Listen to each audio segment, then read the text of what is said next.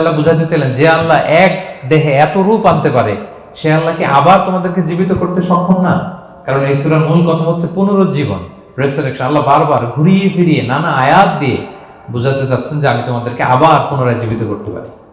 তো যে আল্লাহ এত কিছু করতে পারে, সে আবার আমাদেরকে জীবিত করতে পারে না? বলেন। 14 নম্বর শিক্ষা হচ্ছে পুনরুত্থান, যেটা আসল শিক্ষা সূরা ইয়াসিনের, মানে মৃত্যু পরবর্তী জীবন। এটা মহাসত্য, এটা হবেই। সূরা ইয়াসিনের নাম শুনেছেন না আপনারা সবাই? মুখস্থ আছে না অনেকের? আমরা ছোটবেলা থেকে দেখতাম যে আমাদের দাদিরা, নানিরা, মায়েরা, খালারা, ওনারা সূরা ইয়াসিন সকালবেলা পড়তেন, তাদের মুখস্থ ছিল সূরা ইয়াসিন। তো সূরা ইয়াসিন 2টা পারায় একসাথে করে অবস্থিত, 22 এবং 23 পারা। এটা মাক্কি সূরা, ধারাক্রম অনুসারে এটা কোরআনের 36 নম্বর সূরা। এই সূরাটির আয়াত সংখ্যা মোট 83। এই সূরার অনেক ফজিলত আছে, কিন্তু ফজিলতগুলো বেশিরভাগ দুর্বল সনদের। একটা শুধু হাসান পর্যায়ের হাদিস পাওয়া যায়, বাকি সব দুর্বল। তো দুর্বল হলেও সমস্যা নাই, ফজিলতের ক্ষেত্রে দুর্বল হাদিস গ্রহণ করা যায়। কি কি আছে? এক হাদিসে সুনানে তিরমিজির বর্ণনায় রাসূল সাল্লাল্লাহু আলাইহি ওয়াসাল্লাম বলেছেন, ইন্না লিকুল্লি শাইআন কলবান ওয়া কলবুল কুরআনি ইয়াসিন। সব জিনিসের হৃদয় আছে, আর কোরআনের হৃদয়ের নাম হচ্ছে সূরা ইয়াসিন। যে ব্যক্তি একবার সূরা ইয়াসিন পড়ে, সে 10 বার পুরো কোরআন পড়ার সওয়াব পেয়ে যাবে। এটা একটা ফাজিলত। আচ্ছা, আরেক ফাজিলতে আছে, রাসূল সাল্লাল্লাহু আলাইহি ওয়াসাল্লাম বলেছেন, ইকরাউ সূরাতা ইয়াসিন আলা মাউতাকুম। তোমাদের মুমূর্ষদের সামনে বসে সূরা ইয়াসিন পড়ো। মৃত্যু পথযাত্রী এখনই মারা যাবে, অসুস্থ হয়ে পড়ে আছে, তাদের যাতে কষ্ট কম হয়, লাঘব হয়, রাসূল সাল্লাল্লাহু আলাইহি ওয়াসাল্লাম বলেছেন সূরা ইয়াসিন তার সামনে বসে পড়ো। কেন? এটা আমি সামনে বলবো। এগুলো দাঈফ সনদের। হাসান পর্যায়ের একটা মাওকুফ হাদিস আছে, ইবনে আব্বাস রাদিয়াল্লাহু তাআলা আনহু বলতেন যে ব্যক্তি মান ক্বারা ইয়াসিন হিনা ইউসবিহু, সকালবেলা যদি কেউ সূরা ইয়াসিন পড়ে, তাহলে সারা দিনের সব কাজগুলো আল্লাহ তার জন্য সহজ করে দেয়। আবার রাতে যদি কেউ সূরা ইয়াসিন পড়ে, সারা রাতের সব কাজ তার জন্য আল্লাহ তাআলা সহজ করে দেয়। এবং ইবনু কাসির ওনার তাফসির মিন তাজরিবাতিহি, মানে তার এক্সপেরিয়েন্স থেকে, কোনো হাদিস দলিল না, ওনার অভিজ্ঞতা থেকে বলেছেন যে আমি যখনই কোনো বিপদে পড়েছি, সূরা ইয়াসিন তেলাওয়াত করার পর আল্লাহ তাআলা ওই কাজটা আমার জন্য সহজ করে দিয়েছেন। তো এখন সূরা ইয়াসিন বেশি বেশি তেলাওয়াত করবেন তো নাকি? ইনশাআল্লাহ। মাশাআল্লাহ, ঠিক আছে। মাক্কি সূরাগুলোর মূল প্রতিপাদ্য বিষয় হচ্ছে তাওহীদ, রিসালাত, আখিরাত। মাক্কি সূরাগুলো সাধারণত তাওহীদ, রিসালাত এবং আখিরাত নিয়ে কথা বলে। সূরা ইয়াসিনও তার ব্যতিক্রম নয়। এই সূরারও মূল কথা তাওহীদ, রিসালাত এবং আখিরাত। বিশেষ করে পুনরুত্থান, পুনরুজ্জীবন, the concept of resurrection, life after death, মৃত্যুর পরে যে আবার আমরা জাগবো ঘুম থেকে, আবার জীবন হবে, আবার বিচার হবে, এটা বিশ্বাস হয় আপনাদের? হ্যাঁ, মক্কার লোকদের বিশ্বাস হতো না। তারা অবাক হয়ে শুনতো রাসূল সাল্লাল্লাহু আলাইহি ওয়াসাল্লামের কাছ থেকে যে বলে কি, আমরা মরে যাব, পচে যাব, গলে যাব, জীর্ণ শীর্ণ হয়ে যাব, আমাদের হাড্ডি খুঁজে পাওয়া যাবে না, অস্তিত্ব পাওয়া যাবে না, আবার আমরা নাকি জীবিত হব, আবার নাকি উঠবো, আবার বিচার, আবার কি কি বলে মুহাম্মদ। তারা মিলাতেই পারতো না এটা। তো এজন্য তাদের কাছে দ্য কনসেপ্ট অফ আখিরা, life after death, specially the concept of রেসারেকশনটাকে ক্লিয়ার করার জন্য আল্লাহ তাআলা এই সূরাটা নাযিল করেছেন। তাহলে এই সূরার সেন্ট্রাল থিম, মূল প্রতিপাদ্য বিষয় হচ্ছে পুনরুজ্জীবন বা পুনরুত্থান, মানে আবার যে আমরা পুনরায় উঠবো। বিশ্বাস হয় আপনাদের? হ্যাঁ, এটা কিন্তু মহাসত্য, বিশ্বাস রাখতে হবে আমাদের যে না, মরে গেলে সাময়িক দেখা যায় পচে যায়, কিন্তু আবার আমরা উঠবো। এবং এজন্যই মুমূর্ষু ব্যক্তির সামনে সূরা ইয়াসিন পড়তে বলা হয়েছে। আপনি যখন সূরা ইয়াসিন পড়বেন, তার সামনে কাইন্ড অফ আপনি তাকে বোঝাতে যাচ্ছেন যে আপনি প্রকৃতপক্ষে মারা যাচ্ছেন না, এটা আপনার জীবনের পূর্ণ সমাপ্তি নয়, বরং এটা এই নশ্বর দুনিয়া থেকে আপনার অস্তিত্বের সাময়িক একটা বিদায়। কেউ যে মারা যাচ্ছে, আমার দাদা, আমার বাবা মারা যাচ্ছে, আমরা বিদায় দিচ্ছি, আজীবন হারাই ফেললাম নাকি তারে আমরা? কি সে কি আজীবনের জন্য মিসিং? এটা সাময়িক একটা বিদায়, একটা শর্ট ব্রেক। ওনার অস্তিত্বের এই নশ্বর দুনিয়া থেকে ওনার অস্তিত্বের সাময়িক একটা বিদায়, কিন্তু পরবর্তী দুনিয়ায় তিনি কিন্তু আবার অনন্ত জীবন লাভ করবেন। তার মানে শারীরিক একটা মৃত্যু হচ্ছে, তার রুহের কোনো মৃত্যু নেই, হয় ইল্লিনে নয় সিজ্জিনে। ঠিক কিনা বলেন? আমাদের রুহগুলো কিন্তু মরে না, এটা আল্লাহর অর্ডারে ঢুকেছে, আল্লাহর অর্ডারে বের হয়, হয় ইল্লিনে নয় সিজ্জিনে। বিশ্বাসীদের রুহগুলো ইল্লিনে থাকে, আমাদের রুহগুলো যেন সেখানে থাকে, আমরা আল্লাহর কাছে কামনা করি, আমরা পড়ি আমিন। এজন্যই মৃত ব্যক্তিদেরকে আশাব্যঞ্জক করার জন্য এই সূরার মধ্যে যে কথাগুলো বোঝানো হচ্ছে যে আবার আপনি উঠবেন, আবার জীবিত হবেন, আবার আমরা মিলিত হব, বিচারের মুখোমুখি হব, আবার আমরা জান্নাতে একত্রিত হব, আমাদের গেট টুগেদার হবে, আমাদের রিট্রিট হবে। মানে মৃত্যুর মধ্যে আমরা আনন্দ খুঁজে বেড়াই নাকি? হ্যাঁ, মৃত্যু নিয়ে অনেকের কত ভয়, কিন্তু আমরা তো মৃত্যুই একমাত্র ওয়ে যার মধ্য দিয়ে আমরা আমাদের রবের সাথে সাক্ষাতের গেটওয়ে। এটা আল্লাহর সাথে সাক্ষাতের প্রথম ধাপ হচ্ছে আপনাকে দুনিয়া ছাড়তে হবে, এছাড়া কি আল্লাহর সাক্ষাৎ পাওয়া যাবে? যাবে না। এজন্য মৃত ব্যক্তির সামনে আল্লাহর হাবিব সাল্লাল্লাহু আলাইহি ওয়াসাল্লাম রাহমাতুল লিল আলামিন মুহাম্মদ রাসূলুল্লাহ সাল্লাল্লাহু আলাইহি ওয়াসাল্লাম তিনি সূরা ইয়াসিন তেলাওয়াত করতে বলেছেন। তাহলে সেন্ট্রাল থিম ক্লিয়ার সবার কাছে না? এবার আসেন কিছু প্রাইম লেসন, কোর লেসন সূরা ইয়াসিন থেকে। আমি সম্ভবত গত বছর আমার ভেরিফাইড ফেসবুক পেজ থেকে আমি 4টা লাইভ সিরিজ করেছি 4 ঘন্টার সূরা ইয়াসিনের উপর। আপনারা শুনবেন এগুলো, খুবই ওয়েল ডকুমেন্টেড ম্যানারে একাডেমিক ওয়েতে আলোচনা করেছি। যাদের সময় আছে শুনবেন এই লাইভগুলো। তো আমি এখন শুধু সার নির্যাসটা প্রাইম লেসন বা কোর লেসনগুলো নিয়ে আসি। 1 নম্বর লেসন হচ্ছে আল্লাহ তাআলা বলেছেন যে কোরআনের আয়াতগুলো একটার সাথে আরেকটা well connected, completely well knit, এটা well protected. One doesn't differ the other or contradict the other. কোনো আয়াত আরেক আয়াতের বিপরীতে যায় না, একটা আরেকটার সম্পূরক, পরিপূরক, ওয়েল নেট, ওয়েল কানেক্টেড। এটাই প্রমাণ করে যে এটা কার কাছ থেকে নাজিল হয়েছে? আল্লাহ সুবহানাহু ওয়া তাআলার কাছ থেকে নাজিল হয়েছে। আল্লাহ তাআলা এটাই বলেছেন ইয়াসিন, তারপরে ওয়াল কুরআনিল হাকিম। হাকিম বিমানা মুহকাম, মানে কোরআনের আয়াতগুলো পোক্ত। এটা হচ্ছে completely well net, perfectly connected, একটা আরেকটার সাথে কানেক্টেড। এক আয়াত ইফাসসিরু বা'দুহু বা'দান, এক আয়াত আরেক আয়াতকে ব্যাখ্যা করে। অনেক কথা কোরআনের এক জায়গায় সংক্ষেপে বলা হয়েছে, আরেক জায়গায় বিস্তারিত, এক জায়গায় ছোট করে আরেক জায়গায় বড় করে। কোন আয়াত আরেক আয়াতের সাথে কন্ট্রাডিক্ট করে না। আল্লাহ তাআলা বলছেন আফালা ইয়াতাদাব্বারুনাল কুরআন ওয়ালাউ কানা মিন ইনদি গায়রিল্লাহি লাওয়াজাদু ফীহি ইখতিলাফান কাসীরা। তারা কি কোরআন নিয়ে গবেষণা করবে না? এই কোরআন যদি আল্লাহ ছাড়া অন্য কারো কাছ থেকে নাজিল হতো তাহলে তারা কোরআনের মধ্যে অনেক বিরোধ দেখতে পেত, পরস্পর বিরোধ, অনেক বিরোধ দেখতে পেত। কিন্তু কোরআনের ভেতরে এই পুরো 30 পারায় কোথাও কি এক আয়াতের সাথে আরেক আয়াতের কন্ট্রাডিকশন আছে? কোনো বিরোধ আছে বলেন? না, এটা ওয়েল নেট, ওয়েল কানেক্টেড। অন্য আয়াতে আল্লাহ বলছেন লা ইয়াতিহিল বাতিলু মিন বাইনি ইয়াদাইহি ওয়ালা মিন খালফি। সামনে থেকে পেছন থেকে কোরআনে কোনো বাতিল অনুপ্রবেশ করতে পারে না, কারণ তানজিলু মিন হাকিমিন হামিদ, এটা প্রজ্ঞাময় প্রশংসিত আল্লাহর পক্ষ থেকে এটা প্রোটেক্টেড একটা কিতাব নাজিল হয়েছে। ফলে এটা কিয়ামত পর্যন্ত প্রোটেক্টেড থাকবে। এক আয়াত আরেক আয়াতের ব্যাখ্যা করে দেয়, এটা হচ্ছে একটা ব্যাখ্যা। আবার আল কোরআনিল হাকিম মানে হচ্ছে বিজ্ঞানময় কোরআন। কোরআনের মধ্যে অনেক বিজ্ঞানের কথাও আছে। শুধু বিজ্ঞান, বিজ্ঞান নিয়ে কি আছে প্রায় 1.5 ঘন্টার লেকচার আছে আমার। Scientific indications of the holy Quran, cosmic symbols, natural phenomena, cosmology, embryology, morphology, blah blah blah, অনেক কিছু। কিভাবে এই পানি উপরে যায়, ওয়াটার সাইকেল, হাইড্রোলজিক্যাল সাইকেল, বৃষ্টি হয়, সূর্য কিভাবে ডোবে ওঠে, চাঁদ, তারপর মহাবিস্ফোরণ, বিগ ব্যাং থেকে শুরু করে মায়ের পেটে বাচ্চার ভ্রূণ কিভাবে ডেভেলপ করে, যত কসমিক সিম্বল আছে কোরআনে, এটা নিয়ে আমার 1.5 ঘন্টার একটা কোরআনের সায়েন্টিফিক ইন্ডিকেশনাল লেকচার আছে। তো সেদিকে আমি যাব না। তো আল কোরআনুল হাকিমের 2টা ব্যাখ্যা হয়। এক হচ্ছে মুহকাম, মানে কোরআনের আয়াতগুলো প্রোটেক্টেড, কানেক্টেড। আরেকটা হচ্ছে কোরআনের আয়াতগুলো বিজ্ঞানসম্মত, বিজ্ঞানের সাথেও কন্ট্রাডিকশন করে না। কিছু যদি অমিল থাকে বিজ্ঞানের অপেক্ষা করা উচিত। বিজ্ঞান সামনে আরো শিখবে, আরো জানবে, আরো ডেভেলপ হবে, তখন বারবার বিজ্ঞানের মাথা কোরআনের দিকে নিচু হয়ে আসবে। ঠিক কিনা বলেন? যত দিন যায় সহজ হয় কোরআন বোঝা আমাদের জন্য। বিজ্ঞানের আবিষ্কারের কারণে কোরআন বোঝা সহজ হয় এবং মিলে যাচ্ছে সবকিছু। তাহলে এটা হচ্ছে 1 নম্বর লেসন সূরা ইয়াসিন থেকে, যে কোরআনের সব ভার্সেস গুলা আর পারফেক্টলি কানেক্টেড, ইন্টারকানেক্টেড। 1 নম্বর।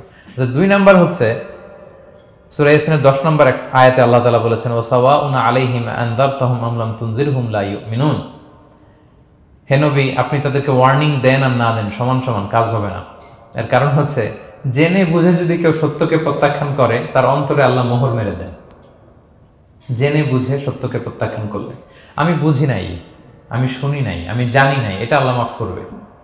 আমি কনভিন্স হই না, এই জন্য মানতেছি না, কিন্তু আমি জানি এটা সত্য, এরপরেও যদি সত্যটা গ্রহণ না করি তাহলে কার মুক্তি আছে বলেন তো? না, তাহলে এর মুক্তি নেই। এজন্য যারা সত্যান্বেষী তাদেরকে আল্লাহ পছন্দ করেন। ভুল করে না এরকম কোনো মানুষ নাই পৃথিবীতে। সবাই আমরা ভুল করি, সবার ভুল হয়, এটাতে কোনো অসুবিধা নেই। কিন্তু জেনে আমি সত্যকে মানবো না, এটা আল্লাহ কখনো মেনে নেয় না। অন্য আয়াতে সূরা বাকারা আল্লাহ বলছেন খতামাল্লাহু আলা কুলুবিহিম ওয়া আলা সামঈহিম ওয়া আলা আবসারিহিম গিশাওয়া ওয়া লাহুম আযাবুন আযীম। যারা জেনে বুঝে সত্যকে মানে না, নেগলেক্ট করে, তাদের অন্তরে আল্লাহ সিল গালা মেরে দিয়েছেন, কর্ণকুহরে ছিপি ঢুকিয়ে দিয়েছেন, চোখের সামনে পর্দা, আর কিছু দেখে না। কারণ ওরা সত্যটা মানতে চায়, নিয়তি করে ফেলছে যে আমি মানবো না। কেউ যদি নিয়ত করে ফেলে যে আমি বুঝবো না, যত বুঝাক তারা বোঝানো যাবে। আমরা বাংলা একটা কথা বলি না যে ঘুমিয়ে থাকলে তাকে জাগানো সহজ, কিন্তু ঘুমের ভান ধরলে, ভান ধরে আছে ওরা তো ধাক্কা মারতেছি টানতেছি, ওকে উঠবে ঘুম থেকে না। এটার উদাহরণ দেখেন আবু জাহেল আর ওমরে ফারুক রাদিয়াল্লাহু তাআলা আনহু, দুইজনই ইসলামের শত্রু ছিল, ইসলাম বিরোধী ছিল, কিন্তু ওমরে ফারুক রাদিয়াল্লাহু তাআলা আনহু ছিলেন সত্যান্বেষী, সত্য শুনলেই মানতেন। কিন্তু আবু জাহেল ছিল তার বিপরীত, সে ছিল গোড়া, অহংকারী, ইগোইস্টিক সমস্যা ছিল তার। সে জানতো যে আল্লাহর হাবিব সাল্লাল্লাহু আলাইহি ওয়াসাল্লাম আল্লাহর পক্ষ থেকে নাজিল হওয়া আসা একজন রাসূল, কোরআন আল্লাহর পক্ষ থেকে নাজিল হওয়া একটা কিতাব, জানার পরেও সে মানে নাই, ফলে তার নসিবে হেদায়েত জোটে নেই। কিন্তু ওমরে ফারুক রাদিয়াল্লাহু তাআলা আনহু কিছুদিন পরেই উনি শাহাদা পড়ে ফেলছেন, এবং রাসূল সাল্লাল্লাহু আলাইহি ওয়াসাল্লাম দোয়া করেছিলেন যে আল্লাহ আল্লাহুম্মা আইজ্জাল ইসলাম বি আহাব্বি হাযাইনি রাজুলাইনি ইনদাক, আল্লাহ দুজন লোকের যাকে তোমার ভাল লাগে তাদের একজনকে ইসলামের ছায়াতলে এনে তুমি ইসলামটাকে শক্তিশালী করো। একজন হচ্ছে আবু জাহাল, আরেকজন হচ্ছে ওমর। আল্লাহ তাআলা কার জন্য দোয়াটা কবুল করেছেন বলেন তো? ওমর ফারুকের জন্য, কারণ ওনার হৃদয়টা সাদা ছিল, সাদা মনের মানুষ, কলবে সালিম, সত্য যেখানে ওইটাই উনি গ্রহণ করতেন, সত্যের সামনে দুর্বল ছিলেন। আর আবু জাহেল জেনে বুঝে সত্যকে প্রত্যাখ্যান করেছে। সো 2 নাম্বার শিক্ষাটা আমরা যেটা পেলাম, যে জেনে বুঝে সত্য প্রত্যাখ্যান করলে আল্লাহ তার জন্য হেদায়েত বরাদ্দ রাখেন না। এজন্য আমরা আমাদের বাকি জীবনটুকু আমরা এই মেন্টালিটি, মাইন্ডসেট যেন আমাদের থাকে যে সত্য দেখলেই আমরা মানবো, যেখানেই সত্য ওইটাই আমি গ্রহণ করবো। কি বলেন? এটা যদি আমার বিরুদ্ধে যায়, আমার দলের বিরুদ্ধে গেলে, বাবার বিরুদ্ধে গেলে, মানতেই হবে আমাকে। সত্য যেখানে আছে ওখানেই আমাদেরকে ছুটে যেতে হবে। দুটো চলে গেল। 3 নাম্বার হচ্ছে, আমরা পৃথিবীতে যা করি, আমরা অনেক সময় মনে করি যে দরজা বন্ধ করে দিলে, সুইচটা অফ করে দিলে আর বুঝি কেউ দেখে না। তা আসলে আমরা আসমানি বিশেষ নজরদারির ভেতরে আছি, এটা আমরা ভুলে যাই। যে সবার চোখ ফাঁকি দেয়া গেল, একজনের চোখ ফাঁকি দেয়া যায় না। তিনি কে বলেন তো? লা তুদরিকুল আবসার ওয়া হুয়া ইউদরিকুল আবসার ওয়া হুয়াল লাতীফুল খাবীর। কেউ তারে দেখে না, কিন্তু তিনি সবাইকে দেখে। কোন চোখ তাকে দেখে না, কিন্তু তিনি সব চোখগুলোকে দেখে। তাহলে 3 নম্বর লেসন হচ্ছে everything is recorded in a well documented man. আমরা যা বলি, যা করি, যা লিখি, সবকিছু রেকর্ডেড, রেকর্ড করা হচ্ছে। কিন্তু সেদিন আপনি দেখবেন, ভালো করলেও দেখবেন, খারাপ করলেও আপনি দেখবেন।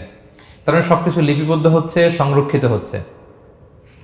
এটা আল্লাহ কোথায় বলেছেন? সূরা ইয়াসিনের 12 নম্বর আয়াত। আল্লাহ বলেন নাকতুবু মা কদ্দামু ওয়া আসারহুম, তারা যা আমল করেছে আমি লিখে রাখি। ওয়া আসারহুম, এবং যা তারা দুনিয়ার জন্য রেখে গিয়েছে তাও লিখে রাখি। মানে এনি অ্যাকশন দে লেফট বিহাইন্ড, এনি ইফেক্ট দে লেফট বিহাইন্ড।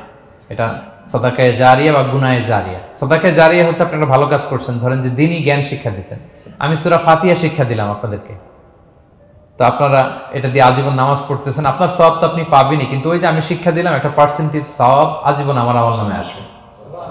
শুধু তাই না, আপনি যে আবার আরেকজনকে সূরা ফাতিহা শিক্ষা দিবেন, সে তার পরবর্তী নেক্সট জেনারেশনকে সূরা ফাতিহা, এইভাবে কিয়ামত পর্যন্ত এই চেইন ধরে সূরা ফাতিহা যত লোক শিখবে তারা তাদের সওয়াব ঠিকই পাবে, কিন্তু তার একটা পার্সেন্টেজ সওয়াব আল্লাহ তাআলা আমার আমল নামে দিয়ে দিবে। এটাকে বলে আসার। ওয়া নাকতুবু মা কদ্দামু, নিজে যে আমল করলাম আল্লাহ বলে এটাও লিখে রাখছি।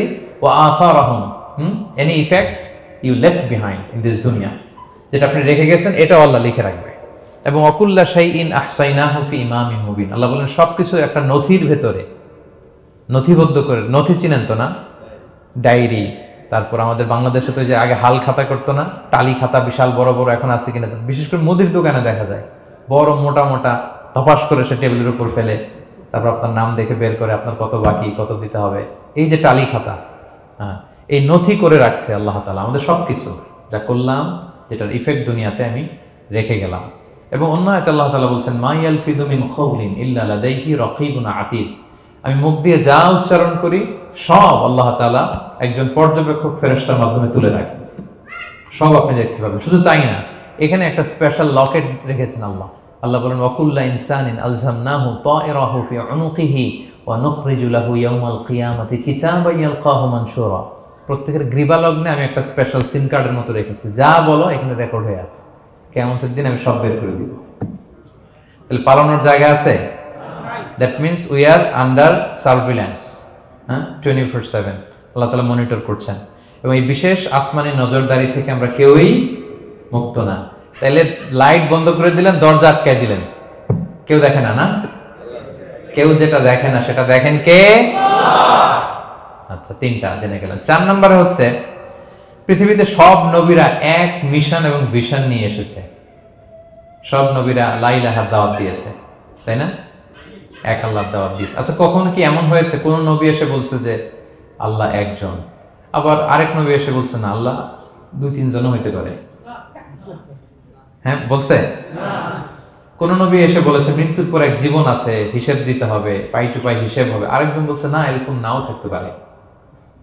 এরকম এক নবী এক কথা, আরেক নবী আরেক কথা হয়েছে? এগুলো নবীদের মধ্যে হয়, কবিদের মধ্যে হয়। এক কবি এক কথা বলে, আরেক কবি, এক দার্শনিক এক কথা বলে, আরেক দার্শনিক আরেক কথা, এক রাজনীতিবিদ এক কথা, আরেক রাজনীতিবিদ আরেক। এদের মধ্যে ধাক্কাধাক্কি হয়, কিন্তু নবীদের মধ্যে কথার মধ্যে এগুলো আছে? কারণ তারা মন গড়া কথা বলে না। ওমা ইয়ানতিকু আনিল হাওয়া ইন হুয়া ইল্লা ওয়াহিয়ু ইউহা। তাদের কথা আসে একটা হেডকোয়ার্টার থেকে। হেডকোয়ার্টারটা কার?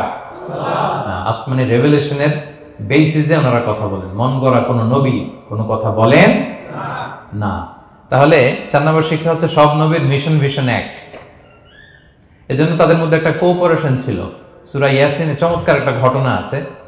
একটা জনপদের নাম উল্লেখ করা হয়নি, কিন্তু কোন কোন মুফাসসির বলেছেন এটা তুরস্কের আন্তাকিয়া জনপদে আল্লাহ একটা কাজে, দাওয়াতি কাজে 2 জন নবীকে পাঠালেন। কয়জন? 2 জন। কাজ একটা, কিন্তু কয়জন? 2 জন।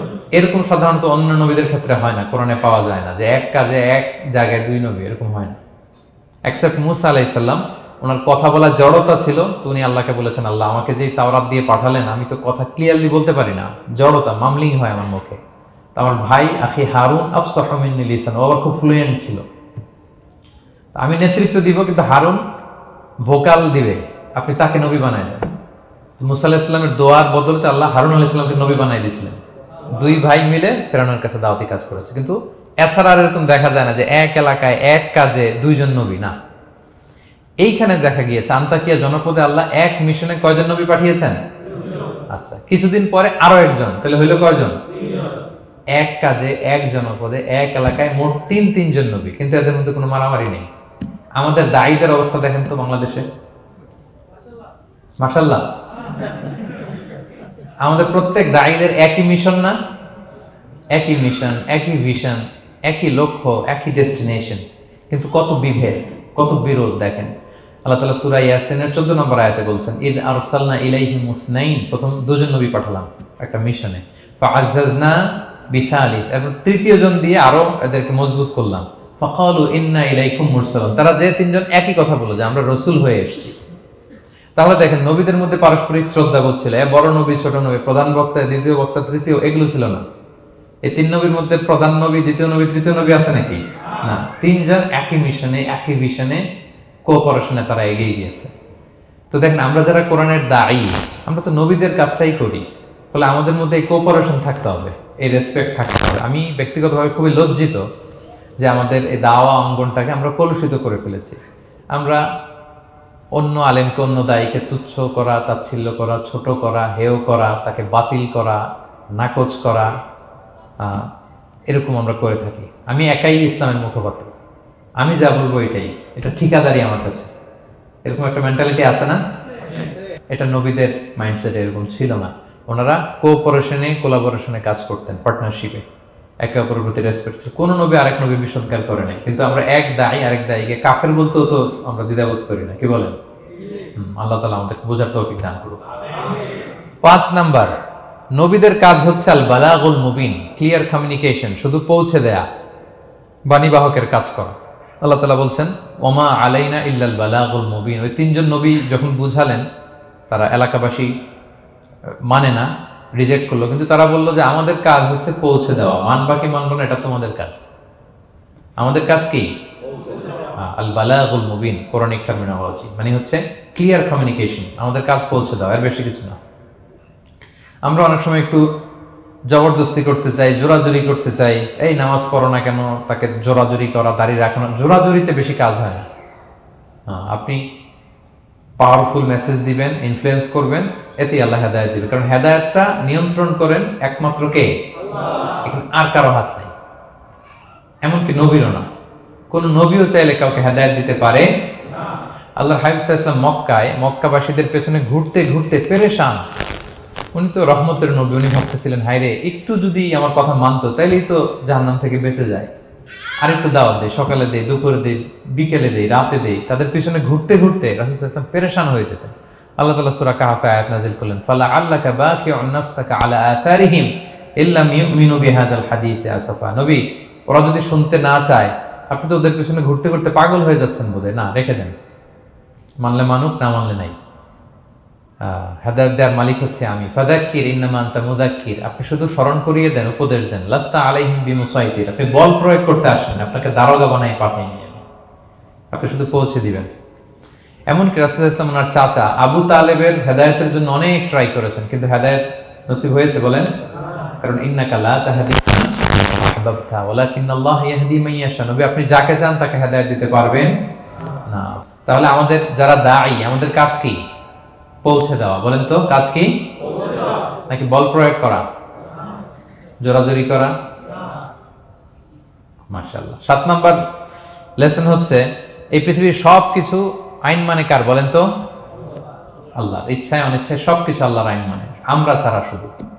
আকাশ, জমিন, বাতাস, বৃষ্টি, মেঘমালা, পাহাড়, সাগর, নদী, সূর্য, চন্দ্র, সব আইন মানে কার? আল্লাহর আইন মানে। সে কথা আল্লাহ বলছেন, ওয়াশ-শামসু তাজরি লিমুস্তাকাররিন লাহা, আমি সূর্যের জন্য একটা গতিপথ দিয়েছি, কক্ষপথ, অক্ষপথ, সে ওইদিকেই ঘুরে, ওরা ঘুরতে বলছে ও ঘুরে, এর কোনো ব্যত্যয় নাই। যালিকা তাকদীরুল আজিজিল আলিম, এটা আমি আল্লাহ ফিক্স করে দিয়েছি।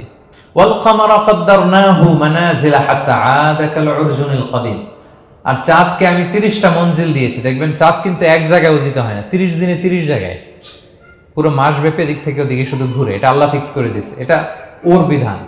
আমাদের জন্য কোরআন বিধান হিসেবে দিয়েছে, আমরা মানি না, কিন্তু প্রত্যেক প্রাণীর জন্য, সৃষ্টির জন্য যে বিধান আল্লাহ ফিক্স করেছেন ওরা ওইটাই মানে, এর একটু একচুল পরিমাণ ডান ব্যয় করে না। সুবহানাল্লাহ, সুবহানাল্লাহ। সো জগতের সবকিছু আল্লাহর দেয়া বিধান মেনে চলে, কারণ গোটা জগৎটাই তো তার। গোটা জগৎটা কার বলেন? ফলে আইনও চলবে তার। আমরা যেন আল্লাহর সবগুলো আইন মেনে চলি। 8 নাম্বার হচ্ছে এই যে আমরা জান্নাতের কথা শুনি, কিয়ামতের কথা শুনি, আখিরাতের কথা শুনি, একদিন আমরা এটা চাক্ষুষ দেখতে পাবো, তখন আমাদের এই বিশ্বাসটা আরো প্রগাঢ় হবে। মৃত্যুর পরে যে আমাদের লম্বা ঘুম, এই আমাদের নিদ্রা ভঙ্গ যেদিন হবে, সেদিন আমরা সব দেখতে পাবো, চাক্ষুষ কিয়ামতের সবকিছু। সেটা আল্লাহ তাআলা বলছেন, নুফিখা ফিস সূরি ফাইদাহুম মিনাল আজদাসি ইলা রাব্বিহিম ইয়ানসিলুন, ইসরাফিলের সিংহার ফুৎকারে সেদিন সব মানুষ জেগে উঠবে। আপনারা ইসরাফিল আলাইহিস সালামের নাম শুনেছেন? কে উনি? একজন ফেরেশতা।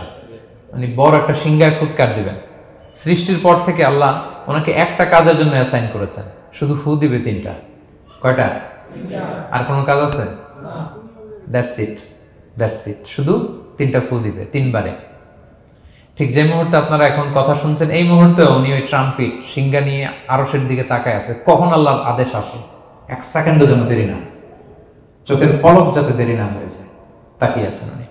ফুৎকার দিবে তো কবর থেকে মানুষগুলো উঠবে। মিনহা খালাকনাকুম ওয়া ফিহা নুঈদুকুম ওয়া মিনহা নুখরিজুকুম তারাতান উখরা, এই কথাই আল্লাহ এই সূরাতে বলেছেন। তো মানুষ যখন উঠবে, কারো ঘুম হবে 50 বছর, কারো 500 বছর, কারো 5000 বছর, কারো 5 লক্ষ বছর। পৃথিবীতে প্রথম নিহত হয়েছে কে জানেন? হাবিল, আদম আলাইহিস সালামের ছেলে হাবিল পৃথিবীর প্রথম মারা গেছে। সে, তার ঘুমটা কত লম্বা বলেন তো? সে কত হাজার বছর, লক্ষ বছর বেচারা ঘুমাচ্ছে, হ্যাঁ, তার কবরে। তো এই সব সিংহার ফুৎকারে সব কবর থেকে উঠবে। ক্বালু ইয়া ওয়াইলানা মান বাআসানা মিন মারকাদিনা হাযা, কি রে, কে ভাঙালো এই লম্বা ঘুমটা? সবাই তো ঘুমাচ্ছিলাম। হাযা মা ওয়া'দার রহমান, ফেরেশতারা বলবে এইটাই সেই দিন যেটা বিশ্বাস করো না এই দুনিয়াতে। ওয়াজ নসিহত হইলে তো তোমরা মানতা না, বলতা এগুলো কিছু নাই। আজকে সেই দিন। সাদাকাল মুরসালুন, রাসূলরা সত্যই বলেছেন। ওই দিন মানুষ চাক্ষুষ কিয়ামতকে অবলোকন করবে। 9 নম্বর শিক্ষা হচ্ছে, তখন আল্লাহ তাআলা বিচার প্রতিষ্ঠিত করবেন। ওই বিচারে আল্লাহ কাউকে ঠকাবেন না। বলেন তো, আল্লাহর বিচারে কোনো পার্সিয়ালিটি আছে? কোনো ঘুষ দেওয়ার সিস্টেম? স্বজনপ্রীতি আছে? না। এই কথা আল্লাহ বলেছেন সূরা ইয়াসিনের 54 নম্বর আয়াতে, ফালিয়াউমা লা তুযলামু নাফসুন শাই, কোনো জুলুম হবে না। ওয়া তুজজাউনা ইল্লা মা কুনতুম তা'মালুন, যে যা করেছে ওইটারই প্রতিদান পাবে। এমন না যে আপনি করছিলেন খুব ভালো কিন্তু আপনি পান নাই, এটা হবে না। যার যে রিওয়ার্ড পাওয়ার কথা ওইটাই পাবেন, কারণ আল্লাহ জুলুম করেন না। ওমা আনা বিযাল্লামিন লিল আবিদ, আল্লাহ বলে আমি আমার বান্দার প্রতি বিন্দু পরিমাণ জুলুম করি না। ওয়া নাদউল মাওয়াজিনাল কিসতা লিয়াউমিল কিয়ামা ফালা তুযলামু নাফসুন শাইআ, সেদিন আমি ন্যায় বিচারের মানদণ্ড স্থাপন করব, ওখানে একটা চুল ফেললেও এটা ওজন নাই। ফামান ইয়ামাল মিসকালা যাররাতিন খায়রান ইয়ারা ওয়া মান ইয়ামাল মিসকালা যাররাতিন শাররান ইয়ারা, অনুপরিমাণ ভালো করলে ভালো পাবেন। এই যে সে লিল্লাহি তাকবীর বলছে, সওয়াব হইছে না? সে ওই দিন আমলনামায় দেখবে কি রে অমুক এক মাহফিলের মধ্যে আমি লিল্লাহি তাকবীর বলছিলাম, এইটার এতগুলা সওয়াব। তারপরে যে আপনারা আল্লাহু আকবার বলছেন, এতে সওয়াব হইছে না? এরকম ছোট্ট ছোট্ট প্রতি মুহূর্তে একজন রাস্তা চেনে না, রাস্তা দেখাই দিলেন, একজন একটা ভালো উপদেশ দিলেন। হ্যাঁ, এইভাবে ছোট্ট ছোট্ট যত ভালো কাজ সব পাবেন, ছোট্ট ছোট্ট খারাপ কাজ সব সেদিন পাবেন, কোনো জুলুম হবে না। আচ্ছা, 10 নম্বর শিক্ষা হচ্ছে যারা জান্নাতে যাবে, জান্নাতের একটা ফিচার হচ্ছে, মেজর ফিচার, জান্নাতে যে জান্নাতীরা যা চাবে তাই পাবে, কোনো না নাই সেখানে, যার যেটা মনে চায়। এটা সূরা ইয়াসিনের 57 নম্বর আয়াত আল্লাহ বলেছেন, লাহুম ফিহা ফাকিহা ওয়া লাহুম মা ইয়াদদাউন, সেখানে অজস্র অঢেল সুস্বাদু মুখরোচক ফলমূল থাকবে। দুনিয়াতে এক ফলে এক মজা, আনারসের মজা তরমুজে নাই, তরমুজের মজা আমে নাই, আমের মজা বাঙ্গিতে নাই, বাঙ্গির মজা কাঁঠালে নাই, কাঁঠালের মজা ডুরিয়ানে নাই। যেইটা খাবেন ওইটা স্বাদ। জান্নাতে এক ফলের ভেতরে 1000 রকমের স্বাদ আল্লাহ ঢুকাই দিবে। আচ্ছা, দুনিয়াতে যে কমলা খান, কমলার ছোলা খান, হ্যাঁ, ডাব যে খান, ডাবের ছোলাটা খান, শুধু পানি, ওইখানে ডাবের চেয়ে ডাবের ছোলা মজা লাগে। কমলার চেয়ে কমলার ছোলা হবে আরো সুস্বাদু, মানে ওইটার ফিচারের সাথে দুনিয়ার ফিচার কোনো তুলনাই হয়, নো কম্পারিজন। যা চাবে তাই হবে। ইয়াসিনের 11 নম্বর শিক্ষা হচ্ছে সেদিন নিজের হাত পা নিজের বিরুদ্ধে সাক্ষী দিবে যারা জাহান্নামে যাবে।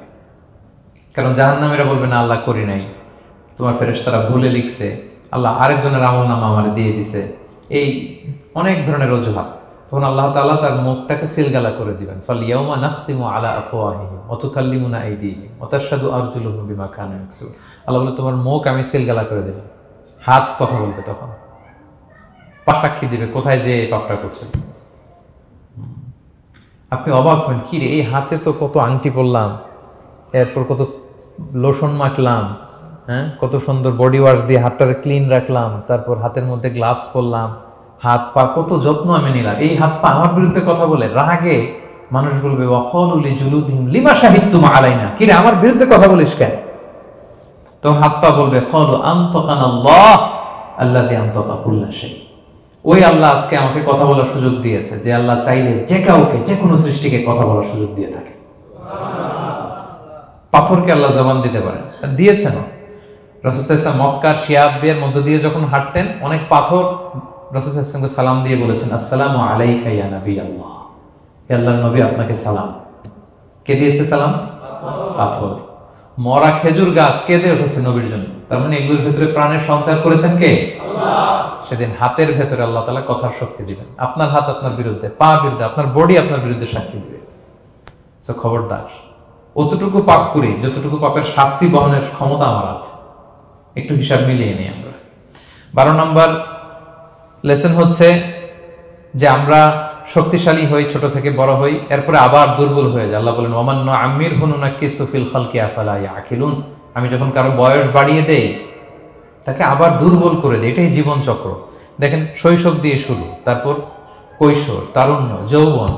যৌবনের কথা চিন্তা করে তো বেশিরভাগ যুবক কি শক্তি গায় না, যা খায় ওইটাই হজম হয়ে যায়,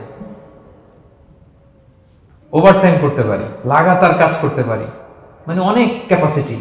কিন্তু সেই আপনি যখন 60, 70, 80-তে যাবেন আর পারা যায় না, তখন একটা লাঠি লাগে। কি লাগে? আরো বাড়লে 90 যখন হয়ে যায়, 100, তখন ওই যে ছোট বাচ্চারা ওরা যা বলতেছে এরকম, ওরা যেরকম বোঝে না ওইরকম বোঝে না। বাচ্চাদেরকে এদিকে খাবার দিলে দেখবেন যে এদিক দিয়ে করতেছে, মুসুদিত। ওই মুরব্বীরও এরকম, বাচ্চাদের প্যাম্পাস পরানো লাগে, যেখানে রাখে পেশাব পায়খানা, মুরব্বীরাও এরকম 90, 80, এদেরও পরানো লাগে, এদেরও আর কন্ট্রোলটা থাকে না। তাহলে দেখেন, this is our life cycle. এভাবেই তারুণ্য, যৌবন, প্রৌঢ়ত্ব, এরপর আবার বার্ধক্য। আল্লাহ বলে এরপরও তোমরা বুঝবে না। এটা আল্লাহ বুঝাতে চাইলেন যে আল্লাহ এক দেহে এত রূপ আনতে পারে, সে আল্লাহকে আবার তোমাদেরকে জীবিত করতে সক্ষম না? কারণ এই সূরার মূল কথা হচ্ছে পুনরুজ্জীবন। রেসারেকশন। আল্লাহ বারবার ঘুরিয়ে ফিরিয়ে নানা আয়াত দিয়ে বুঝাতে চাচ্ছেন যে আমি তোমাদেরকে আবার পুনরায় জীবিত করতে পারি। তো যে আল্লাহ এত কিছু করতে পারে সে আবার আমাদেরকে জীবিত করতে পারে না বলেন? আচ্ছা, 13 নম্বর শিক্ষা হচ্ছে অতীত ভুলে যাওয়া। এটা আমাদের জীবনের জন্য অনেক বড় বোকামি। আমরা ভুলে যাই, অনেক সময় আমরা কি ছিলাম, কোথায় ছিলাম ভুলে যাই। আল্লাহ বলেন আওয়ালাম ইয়ারাল ইনসানু আন্না খালাকনাহু মিন নুতফা ফাইদা হুয়া খাসীমুম মুবিন। মানুষ কি দেখে না যে ওদেরকে আমি কোত্থেকে সৃষ্টি করছি? দেখেন আমাদের এত বড় বাড়ি গাড়ি, আমাদের এত নাম যশ খ্যাতি, আমরা আদিতে কি ছিলাম? সামান্য এক ফোঁটা বীর্য। বাবার পিঠ থেকে মায়ের গর্ভে ছোট্ট একটা পানি থেকে আমাকে সৃষ্টি করেছেন কে? আল্লাহ। এই সৃষ্টির আগে তো কিছুই ছিলাম না। আপনার বয়স এখন 50। আচ্ছা, 500 বছর আগে আপনি কই ছিলেন বলেন? আপনার দাপটে তো আজকে থাকা যায় না পৃথিবীতে। সব নাকি আপনার, এরকম বলে না? সব আমার, আমার পাওয়ার, আমার ক্ষমতা। আজ থেকে জাস্ট 500 বছর আগে আপনি কই ছিলেন? আপনার কোনো নাম ছিল? আপনার কোনো গ্রাম ছিল? কোনো অ্যাড্রেস ছিল? কোনো খ্যাতি ছিল? দাপট ছিল? লোক লস্কর কিছু ছিল? ক্ষমতা আসলো কোত্থেকে আপনার? আল্লাহ বলে হাল আতা আলাল ইনসানি হিনুম মিনাদ দাহরি লাম ইয়াকুন শাইআম মাযকুরা। মানুষকে দেখে না যে একটা সময়ও কিছুই ছিল না? কিছুই তো ছিল না। তুমি অস্তিত্বহীনতা থেকে তোমার অস্তিত্ব আল্লাহ দিলেন দয়া করে। ছোট্ট ছোট্ট করে মায়ের পেটে এতটুকু থেকে আপনি ওই বিজ্ঞান প্রযুক্তি জাদুঘরে গিয়েছিলাম আগারগাঁওতে, ওখানে মায়ের পেটে যেগুলো বাচ্চাগুলো ডেভেলপ করে নাই তারা রেখে দিয়েছে পানির মধ্যে 1 সপ্তাহ 2 সপ্তাহ 1 মাস 2 মাস 3 মাস এরকম বাচ্চাগুলো ছোট ওই ব্যাঙ্গাচির মতো ছিলাম আমরা। বর্ষাকালে ব্যাঙের পোনা দেখছেন? জাস্ট লাইক ব্যাঙের পোনা, এত ক্ষুদ্র ছোট্ট আমরা ছিলাম। আল্লাহ বলে তুমি দেখো না তোমার পিছনটা কি ছিল? অতীত। এজন্য অতীত ভুলে যাওয়া যাবে না। 14 নম্বর শিক্ষা হচ্ছে পুনরুত্থান, যেটা আসল শিক্ষা সূরা ইয়াসিনের, মানে মৃত্যু পরবর্তী জীবন। এটা মহাসত্য, এটা হবেই। হ্যাঁ, লম্বা আয়াত, আমি শুধু মূল কথাটা বলি। আস ইবনে ওয়াইল মক্কা রাসূল সাল্লাল্লাহু আলাইহি ওয়াসাল্লামের কাছে একটা মরা লাশের হাড্ডি, কঙ্কাল থেকে হাড্ডি এনে, এটা 100 বছর আগের হাড্ডি, এরকম হাত দিয়ে গুঁড়া করে এটা পাউডার হয়ে গেছে। রাসূল সাল্লাল্লাহু আলাইহি ওয়াসাল্লামের কাছে এসে ভাবে একটা ফু মারলো, ফু দেওয়ার সাথে সাথে এটা বাতাসে মিলে গেছে। তো বলতেছে মুহাম্মদ, এই যে কঙ্কালের এই পাউডারটা, তুমি বলতেছো এইটারে আল্লাহ জীবিত করবে, এটারে রিকনস্ট্রাক্ট করবে? কি বলো তুমি? What are you talking about? এটাও সম্ভব? আল্লাহ এই কথাটা সূরা ইয়াসিনে তুলে ধরলেন যে দারাবা লানা মাসালান ওয়া নাসিয়া খালকা ক্বালা মান ইউহিল ইযামা ওয়া হিয়া রামীম। এটারে কে আবার জীবিত করবে? এটা তো জীর্ণ শীর্ণ ধুলা বালু পাউডার হয়ে গিয়েছে। আল্লাহ বলেন কুল, নবী আপনি ওয়াইলকে বলেন ইউহিহাল্লাযী আনশাহা আউওয়ালা মাররা, ওই আল্লাহ সৃষ্টি করবেন যে এটারে প্রথমে বানাইছিলেন। এটার তো অস্তিত্ব ছিল না। অস্তিত্বহীন থেকে যখন আল্লাহ বানাইতে পারেন, এটা মরে যাওয়ার পরে তারে আল্লাহ আবারও বানাতে পারবেন। ঠিক কিনা বলেন? আচ্ছা বলেন, কোন জিনিস প্রথমে বানানো সহজ না দ্বিতীয়বার বানানো সহজ? দ্বিতীয়বার, তাই না? তো প্রথমেই যেহেতু আল্লাহ আমাদেরকে বানাই ফেলতে পারছে, মরে গেলে গলে গেলে পচে গেলে দ্বিতীয়বার বানানো কেন জন্য কঠিন হবে? কঠিন হলে তো প্রথমবার হওয়ার কথা ছিল, যেহেতু নমুনা ছিল না। আল্লাহর কাছে কোনো মডেল ডিজাইন ছিল যে এটার আলোকে এটা ছিল? তো সেই আল্লাহ যখন আমাদেরকে বানাই ফেলতে পারছেন প্রথমবার, দ্বিতীয়বার কি তার জন্য কঠিন না সহজ? তখন বিষ্ণু ইসলাম বললেন যে এই পাউডার, তুমি যে কঙ্কালের হাড্ডি ফু দিয়ে বললা, এটাকে আল্লাহ জীবিত করবেন, অনুরূপভাবে তোমাকেও জীবিত করবেন এবং তোমাকে জাহান্নামে নিক্ষেপ করবেন। আল্লাহ জাহান্নাম থেকে আমাদেরকে হেফাজত করুন। সহিহ মুসলিমের হাদিস আল্লাহ হাবিব সাল্লাল্লাহু আলাইহি ওয়াসাল্লাম বলেন ইন্না ফিল ইনসানি আযমান, মানুষের দেহে একটা হাড্ডি কণিকা আছে, লা তাকুলুল আরদু আবাদা। এই হাড্ডি কণিকা জমিন কখনো খেতে পারে না। মানে আমাদেরকে কবর দিয়ে দিলে তো মাটি পুরো লাশটা খেয়ে ফেলে, 50-100 বছর পরে আর কিছুই থাকে না। আসলে আমাদের হাড়গোড়ও থাকে না, ওইটাও পাউডার হয়ে যায়, পোকামাকড় খেয়ে ভ্যানিশ। কিন্তু একটা জিনিস ছাড়া, আমাদের এই যে শির দ্বারা ব্যাকবোন, আমাদের স্পাইনাল কর্ডের একেবারে নিচে ট্রায়াঙ্গেল ছোট্ট একটা হাড্ডি কণিকা আছে, ত্রিভুজ আকৃতি। এটাকে ডাক্তারি ভাষায় বলে কক্সিক্স টেইল বোন, পুচ্ছাস্তি বলে। এই ছোট্ট কণা, এইটা নষ্ট হয় না। আল্লাহ বলে এইটাকে বেইস ধরে আমি কিয়ামতের দিন তোমাদের সবাইকে আবার জীবিত করব। হিন্দুরা যে শ্মশানে লাশ পোড়ায়, সব পুড়ে যায়, কক্সিক্স পুরো নয়, ছোট্ট কক্সিক্স কোথা হয় জানেন? গরুর লেজটা যেখান থেকে শুরু হয় ওই জায়গায়, মানে আমাদের শিরদাঁড়ার একেবারে নিচের দিকে ছোট্ট একটা ট্রায়াঙ্গেল হাড্ডি কণিকা আছে, খুবই ছোট ট্রায়াঙ্গেল বোন পার্টিকেল। এটা থেকে আল্লাহ সৃষ্টি করবে। এটা বিমানের ব্ল্যাক বক্সের মতো, বিমান জ্বলে পুড়ে যায়। সাগরের নিচে গেলেও ব্ল্যাক বক্স কিছু হয় না, জানেন? যে MH কত 370, ওই যে ডুবলো, যে ভারত মহাসাগরের নিচ থেকে 3 দিন সিগন্যাল দিচ্ছিল ব্ল্যাক বক্স, এরপর এটার ব্যাটারিও নাই আর দিতেও পারে নাই। দেখেন সব ধ্বংস হয়ে যায়। ব্ল্যাক বক্স থেকে বিমানের সর্বশেষ কি হয়েছিল ইনফরমেশন গুলো পাওয়া যায়, ওইটা নষ্ট হয় না সাধারণত বিমানের। এই আল্লাহ তাআলা ব্ল্যাক বক্স দিয়ে দিয়েছেন আমাদের পেছনে, আজবুল জানাব, এখান থেকে আল্লাহ তাআলা সেদিন আমাদেরকে রিকনস্ট্রাক্ট করবেন। তাহলে পুনরুত্থান, আবার যে আমরা জীবিত হবে, এটা বিশ্বাস হয় আপনাদের? হয়। এটা করতে আল্লাহ কিছুই লাগে না, শুধু কুন বললেই হয়ে যায়। কি বললে? এই কুন কথা দিয়ে আল্লাহ তাআলা শেষ করেছেন সূরা ইয়াসিন। আল্লাহ বলেন যে আল্লাহর যে অসীম ক্ষমতা, এটা শুধু কুন বললেই হয়। ইন্নামা আমরুহু ইযা আরাদা শাইআন আইয়াকুলা লাহু কুন ফায়াকুন। কুন, হও, ফায়াকুন হয়ে যায়। বি, ইট ওয়াজ, হও বলতে হয়ে যায়। তাই বলে কি আল্লাহ হও বলাটাও জরুরি না? তিনি হও বলারও মুখাপেক্ষী না। দুনিয়াতে আমাদের বোঝানোর জন্য তিনি বলছেন যে আমি কোন বললেই হয়ে যায়, ওনার কোনও বলা লাগে না, চিন্তা করা মাত্রই হয়ে যায়। ফাআলুল লিমা ইউরিদ, তিনি যা ইচ্ছা তাই করতে পারেন। সো সে আল্লাহকে যেন আমরা ডাকি, তার কাছে যেন আমরা ফরিয়াদ করি, আমাদের মনের আকুতি, চাহিদা, প্রার্থনা তার কাছে যেন আমরা নিবেদন করে পেশ করি। আল্লাহ তাআলা আমাদের সবাইকে কথাগুলো বোঝার, আমল করার তৌফিক দান করুন।